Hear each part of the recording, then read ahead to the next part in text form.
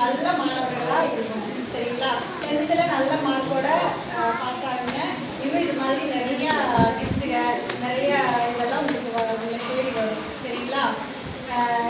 ஒரு டைமில் இந்த பள்ளிக்கூடத்துக்கு பிள்ளைங்கனால தான் டீச்சர் வாழ்ந்துட்டு இருந்தேன்.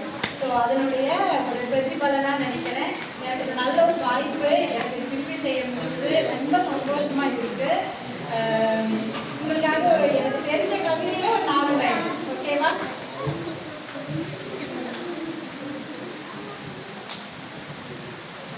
அஞ்சொரு நாள் அந்த கண்ணனுக்கு தயிர் அள்ளி கொடுத்ததும் நாடி சோறு அக்கி கொடுத்ததும் நாடி